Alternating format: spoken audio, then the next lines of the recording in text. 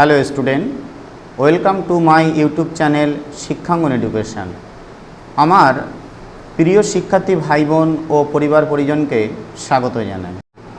তোমরা যারা 2025 সালে মাধ্যমিক পরীক্ষা দেবে তাদের জন্য অশোকে একজন কবিতা থেকে কিছু 5 নম্বরি প্রশ্নের গুরুত্বপূর্ণ সাজেশান দিচ্ছি।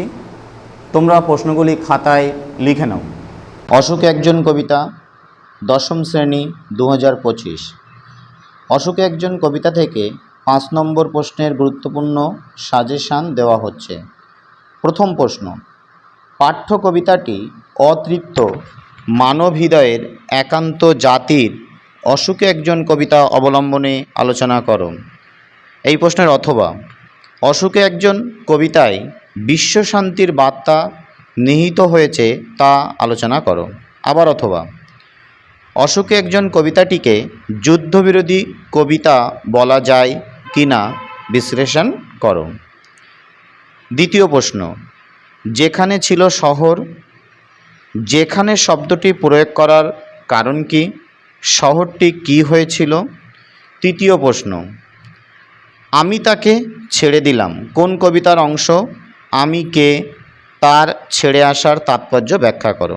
চতুর্থ প্রশ্ন, তারপর যুদ্ধ এলো, পাঠ্য কবিতায় যুদ্ধের যে আশ্চর্য, করুণ ও মর্মস্পর্শী ছবি এঁকেছেন তা নিজের ভাষায় আলোচনা করো। এই প্রশ্নের অথবা, শিশু আর বাড়িরা খুন হলো, এই আশ্চর্য সংহত ছবিটির মধ্যে যুদ্ধের পৈশাচিক বর্বরতা কিভাবে প্রকাশিত হয়েছে তা কবিতা অবলম্বনে লেখো।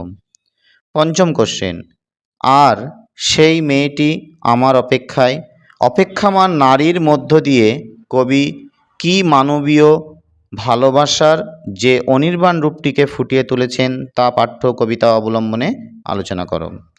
অথবা, যুদ্ধের নেতিবাচক ভাবের পাশাপাশি যে মানবিক আবেদন অশোকে একজন কবিতায় প্রকাশিত হয়েছে আলোচনা করো।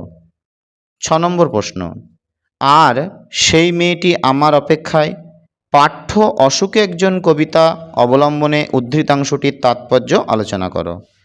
এই প্রশ্নের অথবা, আর সেই মেয়েটি আমার অপেক্ষায়, অপেক্ষারত সেই মেয়েটির মধ্য দিয়ে কবি স্বদেশপ্রেম তথা মানবপ্রেমের যে শাশ্বত রূপ তুলে ধরেছেন তা আলোচনা করো। অথবা, অপেক্ষারত প্রিয়জনের কাছে ফিরতে না পারার যে বেদনা অশোকে একজন কবিতায় ব্যক্ত হয়েছে তা আলোচনা করো। 7 নম্বর প্রশ্ন, তারপর যুদ্ধ এলো, তারপর বলতে কোন সময়ের প্রতি ইঙ্গিত করা হয়েছে, যুদ্ধের পরিণতির কি হয়েছিল? প্রতিটা প্রশ্ন তোমরা এখন থেকে প্র্যাকটিস করো, যা তোমাদের পরীক্ষায় অত্যন্ত সহযোগিতা করবে। ভিডিওটা যদি সম্পূর্ণ ভালো লাগে তোমাদের, তাহলে বন্ধুদের মধ্যে ভিডিওটা শেয়ার করো এবং তোমরা যদি আমার ইউটিউব চ্যানেল থেকে ভালো সাজেশান পেতে চাও তাহলে কমেন্ট করো, বন্ধুদের মধ্যে ভিডিওটা শেয়ার করো, লাইক করো, সাবস্ক্রাইব করো। ধন্যবাদ।